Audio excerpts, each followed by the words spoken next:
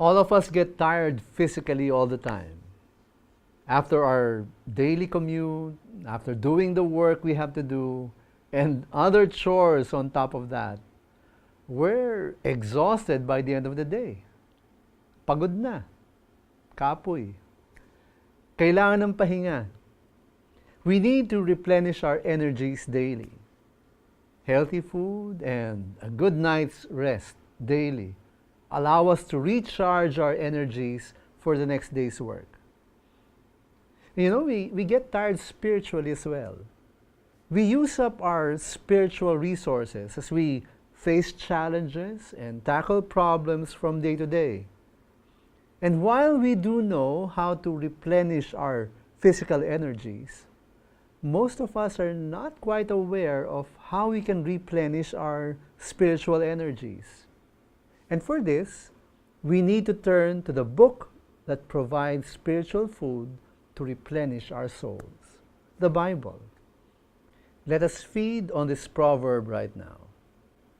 Trust in the Lord with all your heart, and do not lean on your own understanding.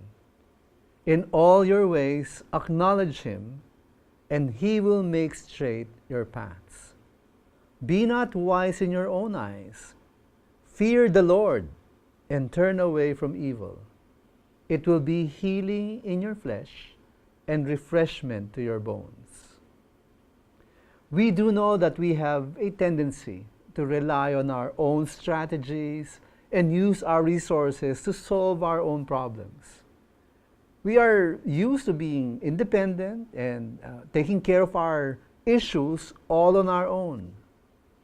And in most cases, we can actually do it, solve our problems all on our own. After all, God gifted us with intelligence, with knowledge, with skills and abilities, with physical capacities, with the will to accomplish things, to overcome obstacles, to achieve the highest peaks we can dream of.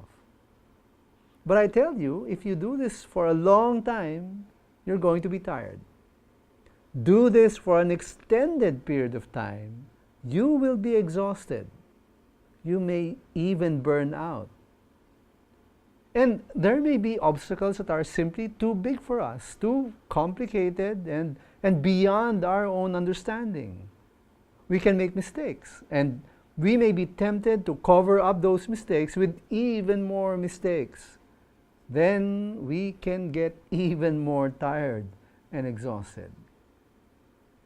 And often in our stubbornness, it takes a huge obstacle to force us to our knees and for us to acknowledge that there are certain things that are beyond our capacities. And that is a time we are forced to acknowledge that there is a God who is bigger than our problems and who can help us. And so the Proverbs urge us to trust in the Lord. We trust in Him with all our heart, not with a half-hearted trust, but full trust. And we are urged not to lean on our own understanding. There are limits to our mental and intellectual capacities, and we need to acknowledge that. Even if we think we have a good solution to our problem, we still need to entrust this to the Lord, knowing that we do not have full knowledge of our situation, and only God can know what is truly best for us. And when we do that, if we acknowledge Him in all our ways, He will set our paths straight. He will lead us in the right direction. He will take us to the place where He will truly bless us.